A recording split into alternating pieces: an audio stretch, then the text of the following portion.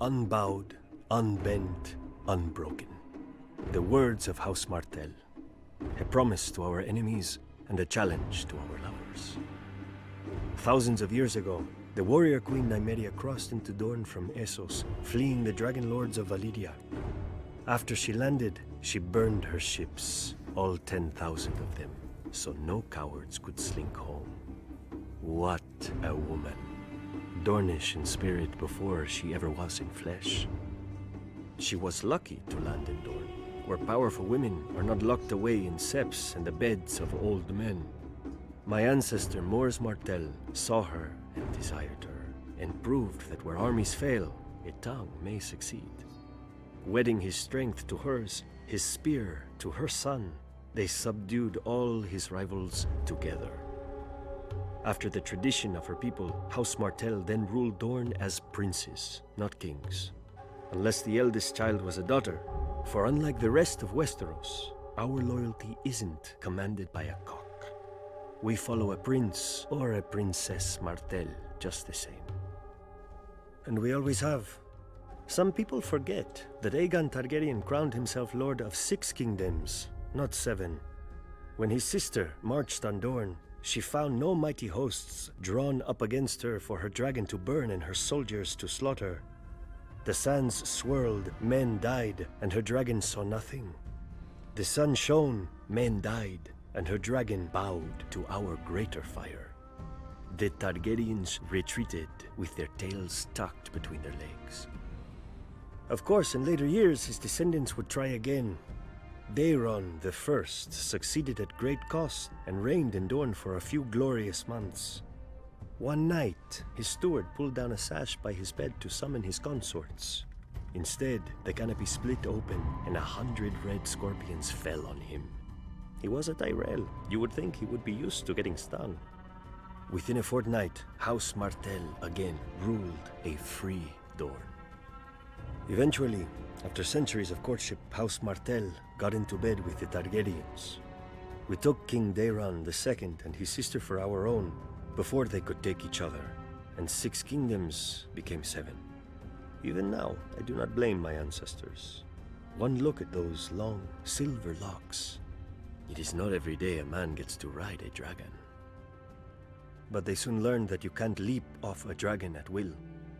My sister Elia, she married Prince Rhaegar Targaryen and became the princess she already was.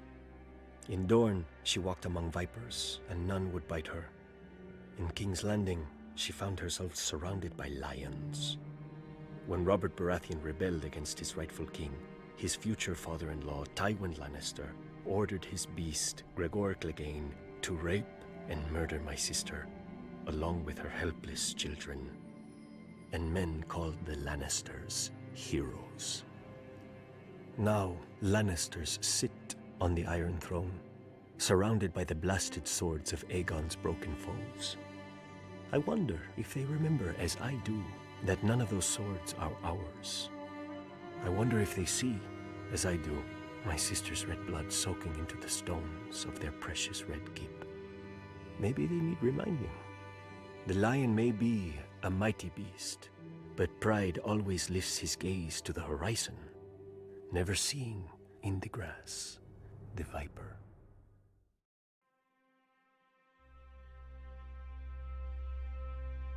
From the east coast of the Vale, the fingers reach out into the narrow sea.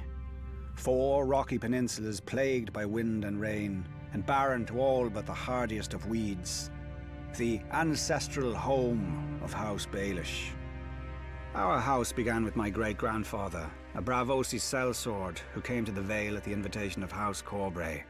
My grandfather raised himself to the status of hedge knight, and even managed to acquire a bit of land and a keep on the smallest of the fingers, though I do believe he often missed sleeping under his titular hedges. The only thing worse than owning a dreary and desolate land is owning only a small portion of it. Luckily, I didn't spend much time there as a child. During the War of the Ninepenny Kings, a cheap name for a cheap cause, where other men fought for the king my father fought to befriend Hoster Tully, Lord Paramount of the Trident and head of one of the oldest and greatest houses in Westeros. Thanks to my father's heroic efforts, Lord Hoster agreed to foster me at Riverrun with his own children. Until then, my whole world had been a small tower on the gull-stained rocks of the Fingers.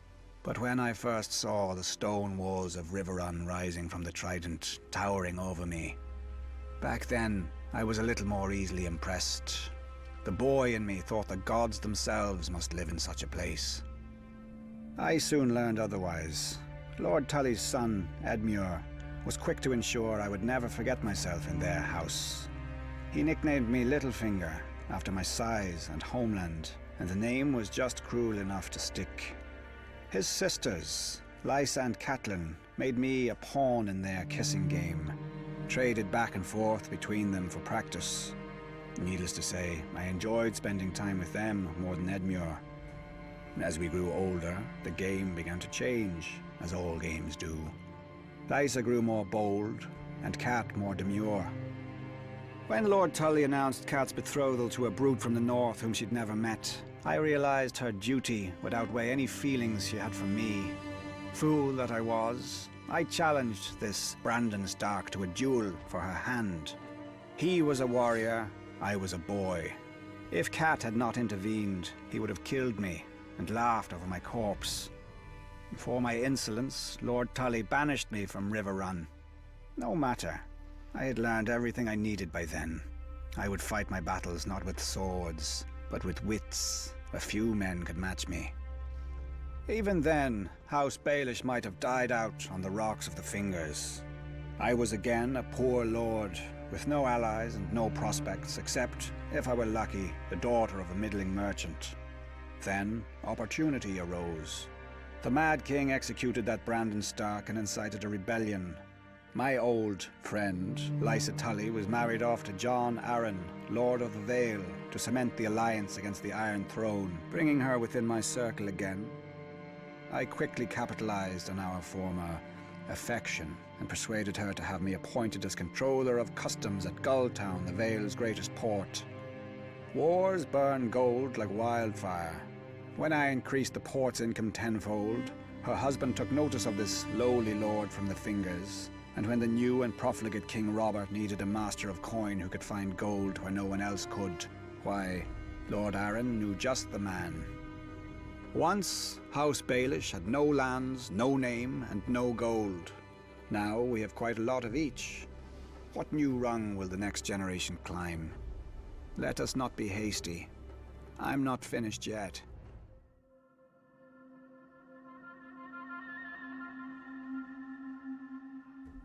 Fire made flesh. Such is the nature of dragons, claim the Eastern mystics. For once they may have a point, though not the one they think. Fire consumes, leaving at its end naught but ash.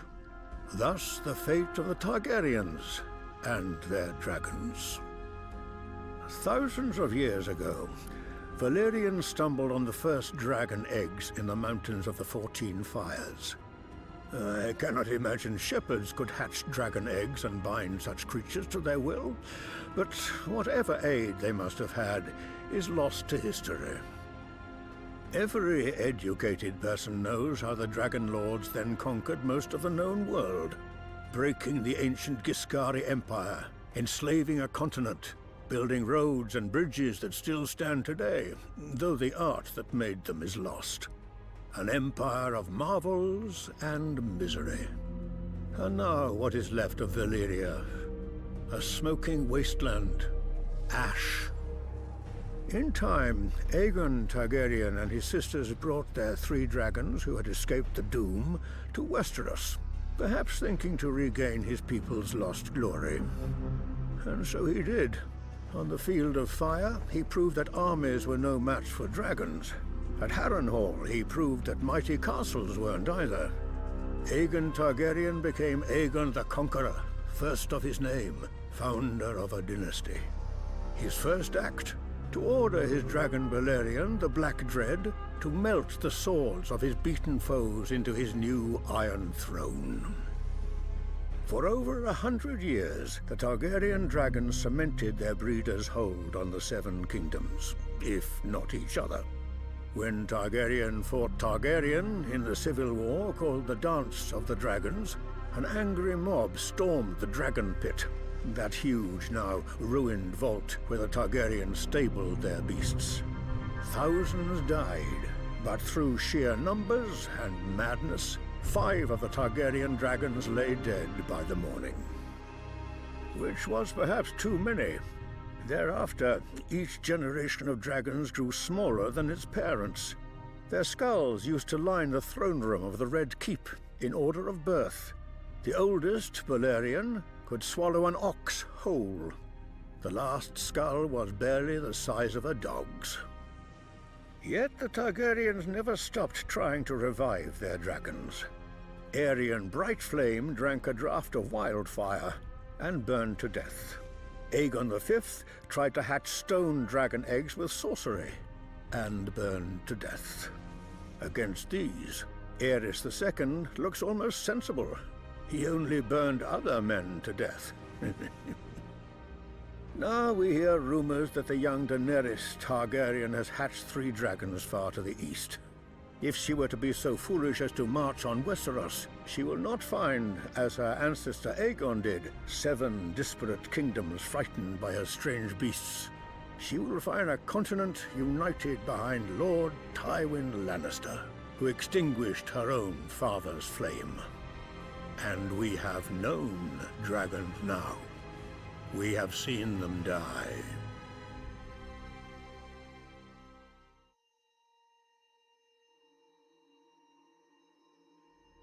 Any man who calls a poison a woman's weapon is a traitor to his fellow men. A dagger, arrow, axe, these are the arms of passion. But poison is cold, calculating. Poison is the thought that wakes you in the morning and lulls you to sleep at night. You watch your victim die 1,000 times before you ever offer him that fateful taste. Is a man's hate so inferior to a woman's that we are to be denied such a weapon? When I was a boy of 16, a great lord caught me with his mistress. He should have been honored. Instead, the fat old fool challenged me to a duel, thanks to my age and status, only to first blood. But his mistress and his wife warned me which of my parts he intended to draw first blood from. He was strong and fierce, but slow. I caught him quickly and the duel ended with honor satisfied. Then his wounds festered and he died. Ever since, men have called me the Red Viper, a name that never fails to draw a laugh from me, as if a single serpent was all I knew of venom. Essence of nightshade is the gentlest of poisons. A drop dissolved into wine will slow a pounding heart and stop a hand from shaking. 3 drops will grant a night of deep and dreamless sleep. 10 drops, and you will have a sleep that does not end. Basilisk blood. It will give cooked meat a savory smell, but if eaten, it produces violent madness in beasts as well as men. A mouse will attack a lion after a taste of basilisk blood. But to a man who knows his art, is not passion a form of madness? Widow's blood forces a man's bladder and bowels to fail. He drowns in his own poisons, a slow and painful death. It has earned its name many times, I am sure. The tears of Lys, a rare and costly poison. Clear, tasteless, and odorless. Dissolved in wine or water, it eats at a man's bowels. He dies in agony, which will not appear unusual if the victim is old or sickly. A favorite tool of impatient heirs. Across the world, on certain islands of the Jade Sea, grows a certain plant. The leaves must be aged and soaked in a wash of limes, sugar water, and certain rare spices from the Summer Isles. Afterward, the potion must be thickened with ash and allowed to crystallize. The process is slow and difficult, the necessaries costly and hard to acquire. The alchemists of Lys know the way of it, and the faceless men of Bravos and the MAESTER'S. Dissolved in wine, it makes the muscles of a man's throat clench tighter than any fist. A victim's face turns as purple as the little crystal seed from which his death was grown. And so we call it the Strangler. Which of these vials would I take from its shelf, you may ask? None.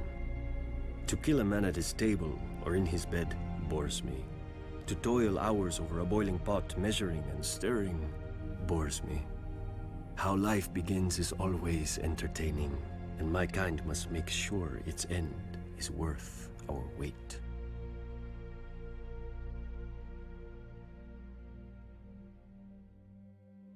Sex. A simple word for a simple act. And so, of course, men complicate it. A child born to a wife is a gift from the gods. A child born to a mistress or an obedient serving girl is a bastard, unworthy of its father's name. So instead, we call the children after the land where they were born. Flowers in the Reach and Hill in the Westerlands, Stone in the Vale and Storm in the Stormlands, rivers in the Riverlands and waters in the Crownlands, Pike in the Iron Islands, Snow in the north and in Dorn, sand. By these names, everyone can recognize a bastard, even if his own father won't. Though sometimes a father with too much gold and daughters will ask the king to legitimize a bastard son and give him his family name. If his wife objects, the next one does not. But sometimes the gods play their jokes, and later his wife will give him a true-born son of their own. When this happens, well, children die all the time. So do fathers. Even the beautiful Targaryens had bastards when brothers tired of their sisters. Many took the name Blackfyre after the Conqueror's own sword. When Aegon the Unworthy legitimized all his bastards on his deathbed, they rose up against his true-born heir. Westeros bled. Dorne yawned. For most of Westeros, the Blackfyre Rebellion only proved what they already knew. Bastards are treacherous, born of lust and shame. But here in Dorne, lust is not shameful. We know that bastardy does not make a man more treacherous than another. Man does not need the help.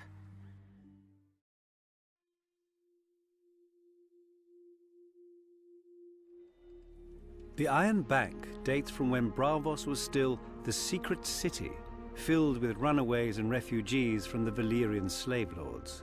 The first tradesmen to achieve success realized that if they pooled their resources, they could loan money to their less fortunate fellows and build a better Braavos. For a profit, of course. First, they needed a space to store their combined gold, safe from thieves, and more importantly, each other. For the business rivalries that created their fortunes were not easily put aside. They found an abandoned iron mine outside the city and sealed its only entrance with heavy gates and bars, and set guards supplied by every principal investor. Each guard watched the gate, and the other guards. Over time, this distrust vanished as the investors gave up their other businesses and poured their energies into the new endeavor, now called the Iron Bank, after the mine. We've since moved to more spacious quarters, but we still keep our first vault, not merely to remind us of our roots, but because we did not become the world's greatest repository of wealth by wasting assets, no matter how minor. If you're an aspiring merchant, you come to us to buy ships and goods. If you're an aspiring shopkeeper, you come to us to buy your shop. Whatever you need in this world, we are the conduit. Even a throne can be yours if you're an aspiring king, or stay yours if you're a sitting one. Just ask House Lannister of Westeros. We are not the only bank in this world. Every free city has its own, but when those banks need gold, they come to us. We lend to princes, kings, merchants, and tradesmen. If a prince or king can't pay us back, well, the world lacks for loyal men, not ambitious ones. We simply fund the rise of new princes and kings, and they tend to honor our investment. If a merchant refuses to repay us, well, the vicissitudes of trade are well known, and Braavos is full of men who are not. One way or another, the Iron Bank will have its due.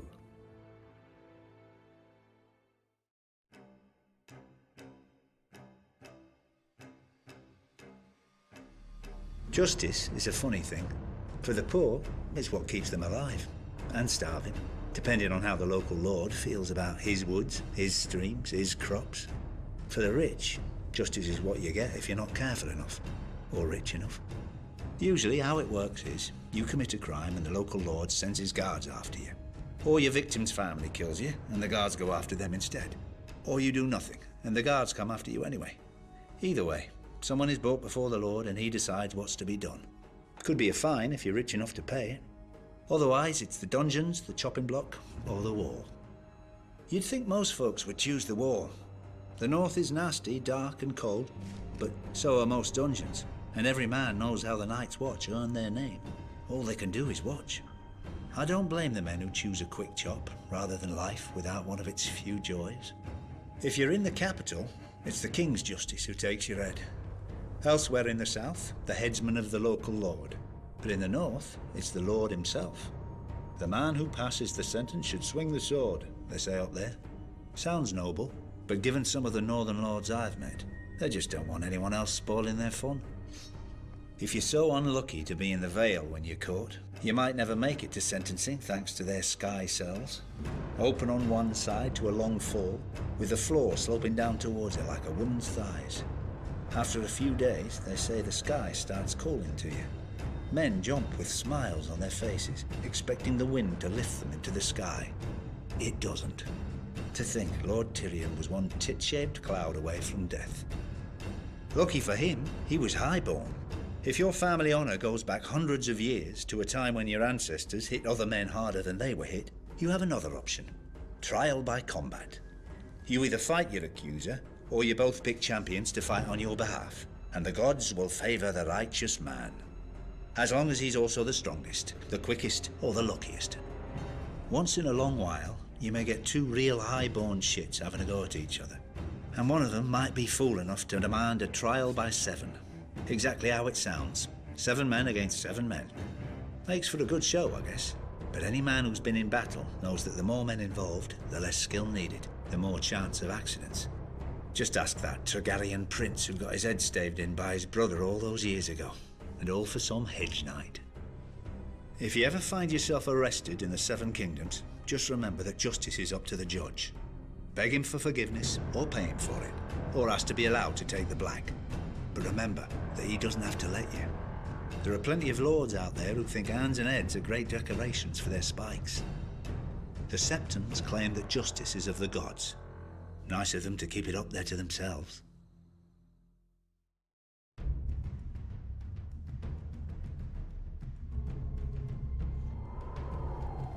Nobody really knows how the wall was built. Yes, every child hears how, in the days of the first men, Brandon the Builder raised the wall with magic and giants and set the Night's Watch to guard it. But nobody thought to write down the story until thousands of years later, and the Septons who did it weren't much for accuracy. I mean, they have knights bumbling around thousands of years before they were knights. Sorry, bad habit. But even if magic and giants built the wall, it's the Night's Watch who have held it. Our order of builders repairs the keeps and towers, digs tunnels, crushes stone for roads and footpaths, and clears away trees wherever the forest presses too close to the wall. Or at least they would, if they had the men, and the tools, and the time. Long ago, when the Night's Watch was at full strength, the builders would quarry blocks of ice from the frozen lakes of the haunted forest, dragging them south on sledges to add to the wall. Now, it's all they can do to watch for cracks or signs of melt and make what repairs they can, without men, or tools, or time. The Order of Rangers is the fighting heart of the Night's Watch. They ride beyond the wall, fighting and trading with wildlings, surviving shadow cats and snow leopards. The Rangers are meant to scout out threats to the wall and return to report. And they did, back in the days when men could go north and come back alive. Now they just come back. The Order of Stewards keeps the Watch alive. We hunt and farm, tend the horses, milk the cows, gather firewood, cook the meals and bring supplies from the south. Not so heroic, I know, but since the Night's Watch doesn't starve or freeze, I guess we're the only order that still does everything it's supposed to. Without all of us guarding the wall together, well, it probably still wouldn't have ever fallen. Solid ice rising hundreds of feet into the air and running hundreds of miles to the sea. No army is smashing it anytime soon. Which is why our enemies have never tried. Well, not directly. The brothers Gendel and Gorn, kings beyond the wall, went under the wall, through ancient caves buried deep in the earth. But on the way back they took a wrong turn and were lost in the darkness. People say that their children's children's children are still down there, looking for a way up, or for more food to find its way down. When our rangers found Arson Isaac's picking away at the wall, he was almost halfway through. The rangers decided not to disturb him and sealed the way behind him with ice and stone and snow. Some say if you press your ear flat to the wall, you can still hear Arson chipping away with his axe. 100 years ago, another king beyond the wall, Raymond Redbeard, realized the wall's size is both its greatest strength and its greatest weakness. He waited for our patrols to pass and then sent climbers to the now unguarded stretch of the wall. When they reached the top, they dropped ropes and ladders for thousands more wildlings to clamber up. The Night's Watch didn't even know his army had crossed until after the Starks and Umbers had cornered and destroyed him. And that was 100 years ago, when the Watch had many more men than now. Lucky for the Night's Watch, the wall isn't without its own defences. Besides being incredibly tall and thick, the wall is also treacherous. Many times a patrol will find the broken corpses of wildlings who've tried to climb the wall, only for a piece of it to break off mid-climb, or to have their hold slip as the sun melted the ice just enough. When the light strikes the wall just right, it can even look like it's weeping. 1,000 years ago, the Night's Watch could have lined up shoulder to shoulder along the wall, all the way from Eastwatch by the Sea to the Shadow Tower, to meet Mance Rayder and his army. But now, Mance isn't bothering to find tunnels under the wall or climb over it. He was a sworn brother once. He knows that the glory of the Night's Watch is behind us. Mance is going to try what no man ever has. He's going to come through the wall. One day, I hope Maesters write stories about how we beat him back. Because if we don't, there may not be any more stories to write.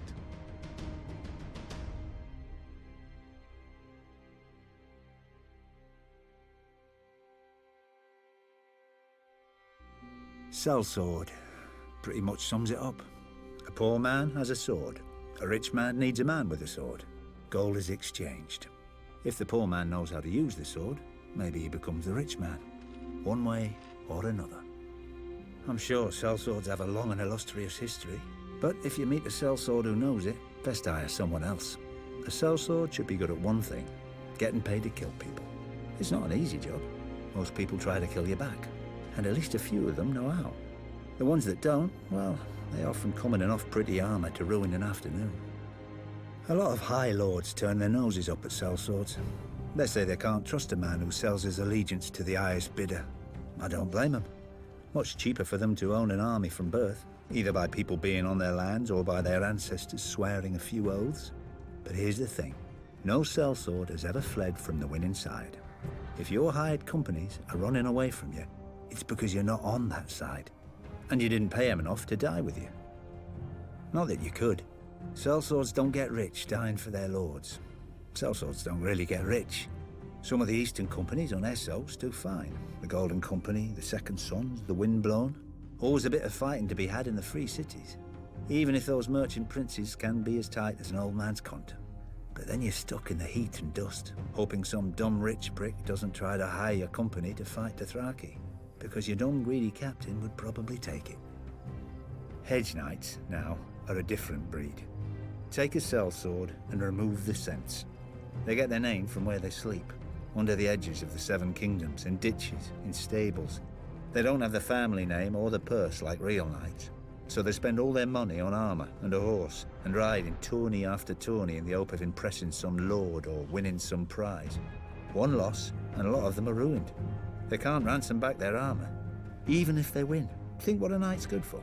Killing men. You know how you train for killing men? By trying to kill men, not prancing round with a blunted stick, bowing and waiting your turn. Maybe you think I'm just insulting the competition, so you hire me instead. Well, of course I am. So don't hire me. Hire a sellsword with educated heirs who tells you all about the great battles he's heard of. Or a hedge knight who's won a few tourneys, starting to build his name. And the man you're fighting against? He hires me.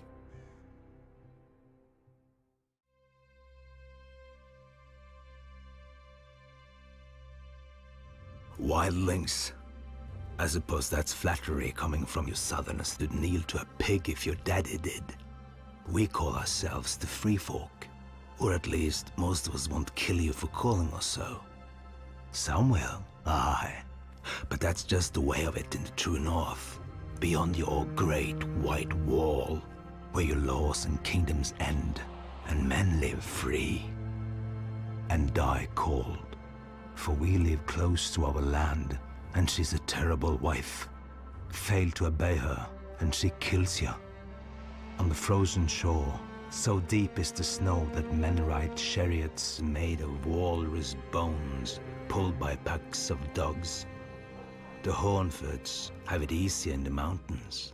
The cold so hardens and blackens the soles of their feet that they don't even need boots. The cave people spend their lives in the dark, doing gods know what with gods know who, or what. The Thens have one of the only nice bits of land up here. A valley in the far north, near the end of the Frostfangs, with game, copper, and tin for shiny bronze weapons.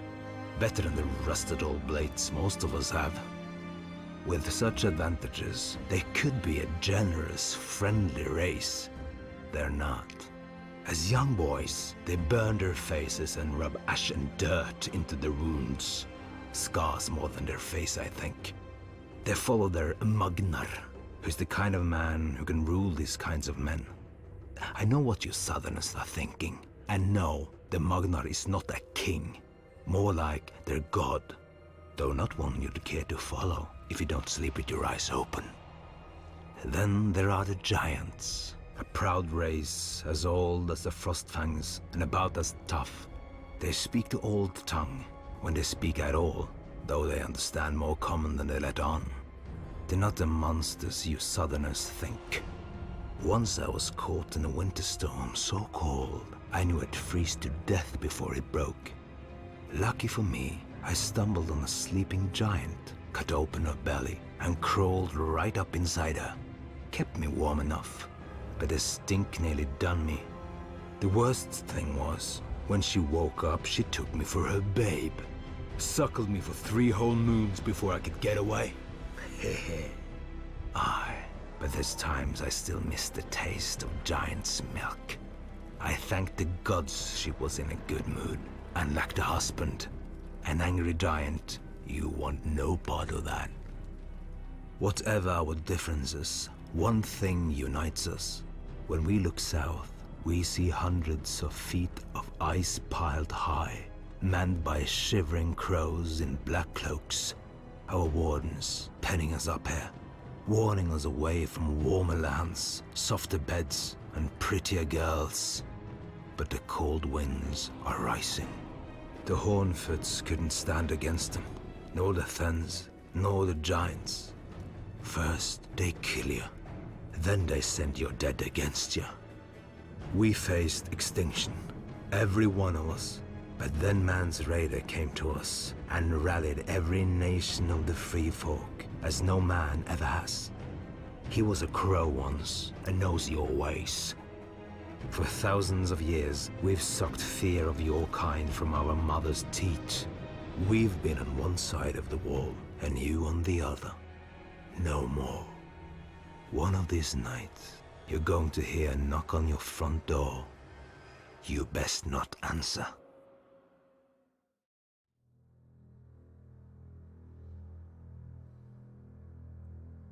All boys dream of becoming knights. The boys with talent dream of becoming Kingsguard. The boys without talent, well, I wouldn't know. I remember the day the Lord Commander wrote my name down in the White Book, the official record of the Kingsguard. At 16, the youngest member ever to join. Knighted by Sir Arthur and Sir Barristan for valor against the Kingswood Brotherhood. An outlaw had decided to try his luck against a lowly squire. He wasn't using his head, so I took it off him. Shortly afterwards, King Ares II, who hadn't yet earned the title of the Mad King, took me into his service. If I have ever been happy, it was that day. For centuries, the Kingsguard had been the glory of the realm, Aegon the Conqueror had established the Order as his personal guardians after uniting Westeros with fire and blood. He knew that some of his subjects wouldn't take to conquest, and his dragons were no use against knives in the dark.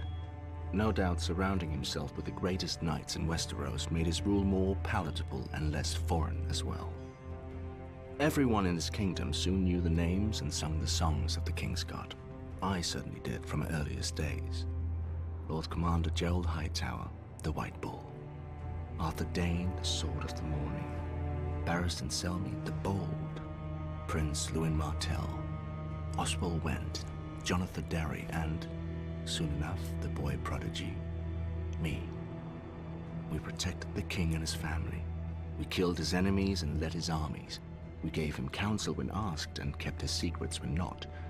We swore to hold no lands, take no wives, and father no children, like the Night's Watch, except with a real job to do. Was I awed to see my name inscribed in the same book as my heroes? Of course not. I was 16 and brilliant. I knew it belonged there. Beside the name of Prince Aemon the Dragon Knight, who wielded the Valyrian sword Dark Sister. He died defending King Aegon the Unworthy from assassins, though the king had insulted Aemon throughout his reign and had well earned his fate, because Prince Aemon had sworn our oath. Beside the name of Sir Gawain Corbury, who duelled the Targaryen bastard Daemon Blackfyre for an hour during the Battle of the Redgrass Field, though outmatched and grievously wounded, because Sir Gawain had sworn our oath. Beside the name of Sir Duncan the Tall, who as a hedge knight broke several of Prince Aerion Targaryen's teeth while defending a Dornish woman. He later rose to Lord Commander and burned beside his king at Summerhall, because Sir Duncan had sworn our oath. And now, below the name of Jaime Lannister, you know how it reads. What I did, even though I had sworn our oath. That was years and a hand ago. When I joined the Kingsguard, I fought beside legends in the flesh. Their kind is dust now, and the men who have taken their place, mud. Sir Boris Blunt, the fat; Sir Meryn Tranthan, the forgettable; Sandor Clegane, the dog who tucked tail and ran. Like mud, their names soiled the White Book, almost as much as mine.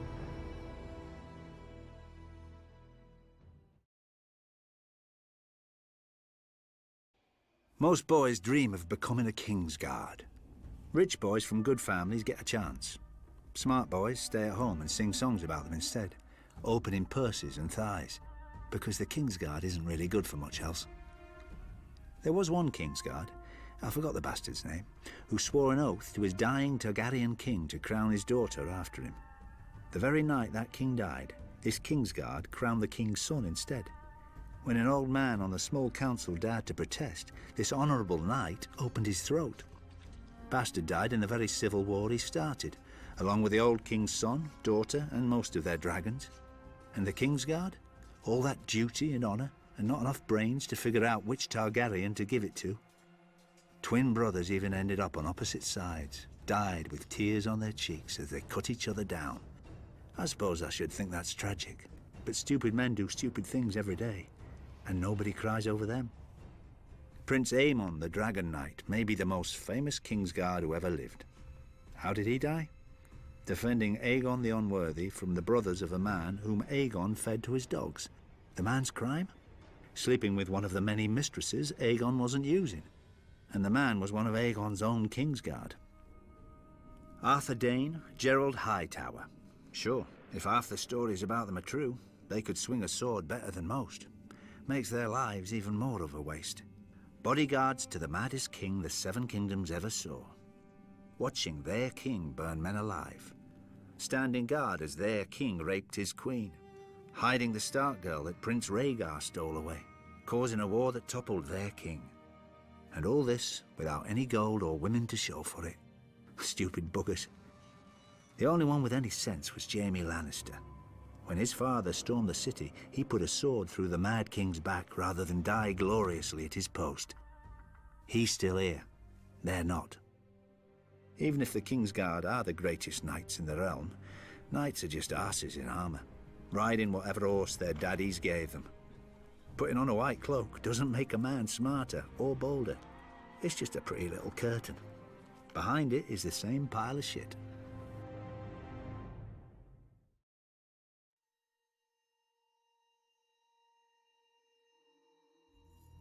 You can hear a maester coming long before you see him, thanks to the jangling chains he's forced to wear around his neck. It's meant to remind him of his servitude, like the collar of a dog. He can't remove it, even to sleep. Each link signifies mastery, or at least what those withered old men in the Citadel consider mastery, of a different area of study. Gold for the study of sums and accounts, silver for healing, iron for war, black iron for ravenry, lead for poisons, and Valyrian steel for the higher mysteries. Only one maester in 100 forges such a link. Only one maester in 100 has the sense the gods gave a goat. Though I admit that no one has performed true magic in centuries. We sit in a room, mumbling over a candle of dragon glass, trying to make it catch fire. After a sleepless night of failure, we're supposed to admit to our own limitations. To win the link, we are supposed to lose our curiosity. I never did. In time, the Archmaesters decided more links were useless to a man who wouldn't be chained by them. They took my chain and expelled me from the Citadel. Their loss. The chain as a whole is supposed to signify the realm. One cannot have only lords or only knights. One needs farmers, smiths, merchants, shepherds, and the like. Like a chain forged of many different metals. An obvious and trivial point, disguised with pomposity. Much like the maesters themselves. They study without learning, and proudly pass down the same knowledge that was passed down to them, with no addition. Perhaps such is to be expected, when one considers the kinds of men who become maesters. The youngest sons of noble families, dutiful and timid, raised in the shadow of their older brothers. Or bastards and peasant boys whose minds are easily satisfied by the knowledge of their next meal. Because bold men will not be chained. They dare to ask questions that the maesters fear to answer. They will look at a living man and ask, how? And they will look at the dead and ask, what if?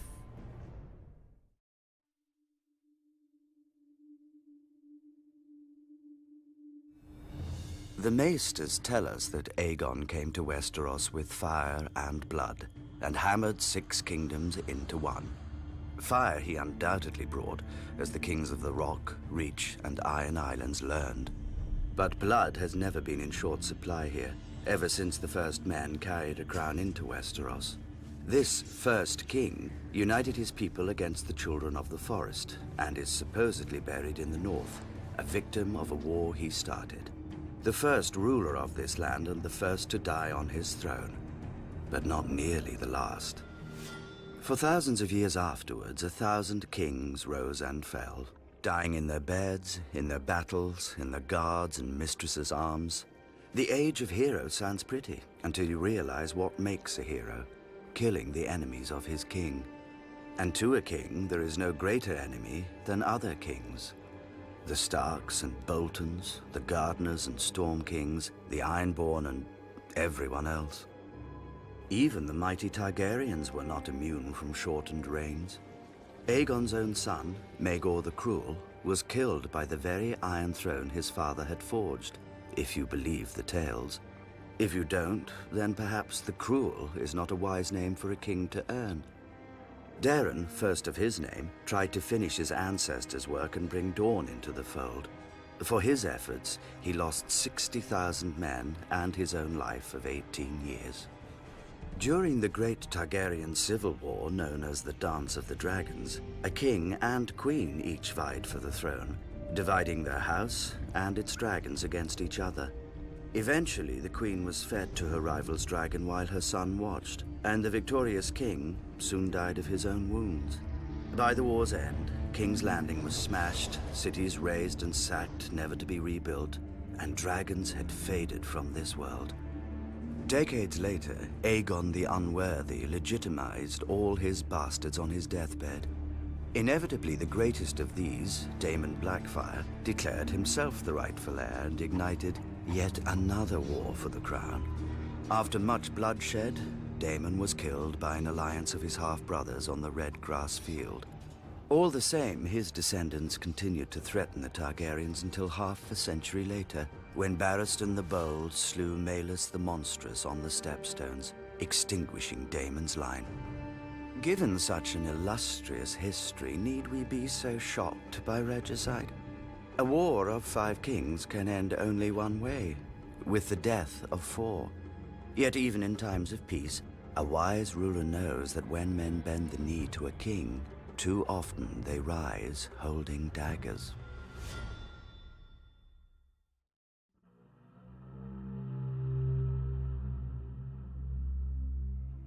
Iron chainmail and steel plate over the chest, metal gauntlets over the hands and greaves over the legs, a visored helm over the skull. A knight in full armor can shrug off swords, spears, and axes, but Valyrian steel slices through his protections like so much cloth. As advanced as iron is from bronze, so is Valyrian steel from ordinary steel, lighter yet stronger, and nothing holds an edge like it. If you take a whetstone to a Valyrian blade, you'll need another whetstone, and maybe another hand to hold it. Nobody knows how the Valyrians forged their steel. Less than a handful of smiths can now even reshape it. The process, like so much of their civilization, was lost in the Doom. Many claim they wove magic spells into the molten metal and blasted it with dragonfire. When you see a Valyrian blade, smoky and dark as if drinking in the sun and rippling with 1,000 folds, you may not scoff so loudly. The Valyrian steel that exists now is all there will ever be. Some survives in the citadel with the MAESTER'S chains, where a link of Valyrian steel signifies study of the higher mysteries, whatever those are. Some drifts through the world as prized daggers and jewelry for rich merchants. I've even seen a Dothraki Arak. But much more of Valyrian steel lives on in the great houses of Westeros as their most treasured possession. A sword passed down from father to son for generations. Ice of House Stark. Heartsbane of House Tarly. Lady Forlorn of House Corbray. But even precious treasures can be lost. Aegon Targaryen's Blackfyre and Visenya's dark sister disappeared in Daemon Blackfyre's rebellion. A foolish king of the Rock took House Lannister's Bright Roar to Valyria, and neither blade nor man was seen again. And then there are the swords that are not lost, but lose their owners. For 5 centuries, Longclaw was the pride of House Mormont, my house. Even penniless and in great debt, I chose to sell men rather than the sword. And when my shame became known and I fled Bear Island for the east, I left it behind for my father, to hold it for a worthier heir. Valyrian steel is a wonder of the world, sharper than wits, truer than men, rarer than virtue. But even its edge cannot cut so deeply as a son's failure, nor its value match that of redemption.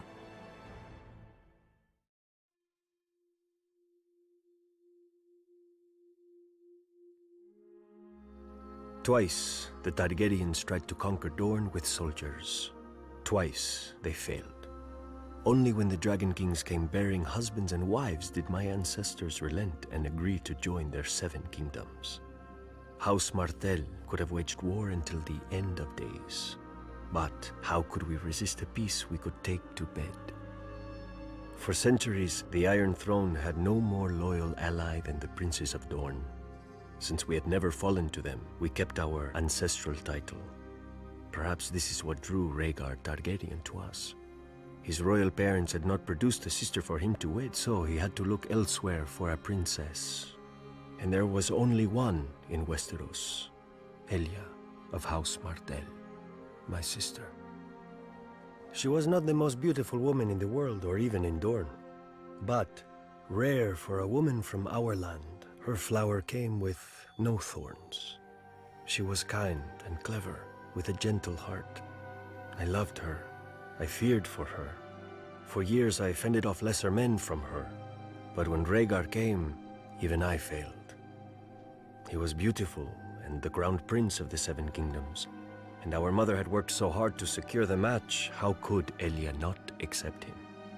They were wed, and he took her from her home, from those who loved her and would die for her, and locked her in his red keep, above his sty of a city surrounded by false friends.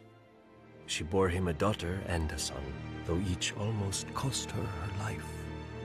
Elia loved Rhaegar. She obeyed him, and he chose to steal away Lyanna Stark, a pale northern girl whose veins ran with ice like all her people. Instead of disciplining his faithless son, King Aerys executed the Starks when they came seeking justice, and ignited a revolt. I know how the Maesters describe the war now, but calling it Robert's Rebellion does not change what it was. The War of the Usurper. Dorne sided with the Crown, for when we swear oaths, we keep them. We needed no threats from King Aerys, though he made them anyway, locking Elia and her children in the Red Keep to ensure our loyalty. Even in his madness, he knew that no true Dornishman would ever take up arms against our beloved princess, and that we would fight to the death for whichever side she was on. At the Trident, Dorne lost 10,000 men and 2 princes, my uncle in the Kingsguard and Elia's gallant husband, Prince Rhaegar, who was too slow or too arrogant for Robert's war hammer. As Robert's army marched on King's Landing, the Mad King sent his own wife and child away, but kept my sister and hers inside. In his madness, Aerys thought that the Dornish had betrayed his son at the Trident, and was only too happy to welcome his one true friend back into his ranks, Tywin Lannister. Lord Tywin's army sacked his friend's city while Lord Tywin's son murdered the king he'd sworn to protect. All this could have been forgiven. War is terrible, and men must become terrible to wage it. But the Lannisters knew that as long as my sister and her children, Prince Rhaegar's heirs, lived, no usurper could safely sit the throne. So Lord Tywin's dog, Sir Gregor Clegane, the Mountain, made Elia watch as he murdered her daughter and dashed her infant son's head against a wall. Then, with her baby's blood still on his hands, he raped my sister and murdered her.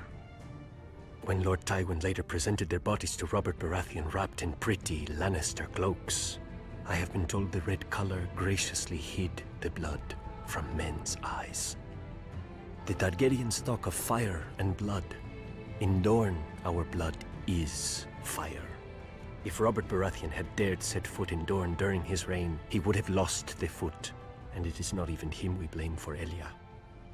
The Lannisters think their gold buys them power. The Lannisters think their mountain buys them strength. But if they want peace, they cannot buy it with mountains of gold or one mountain of steel. They must pay in blood.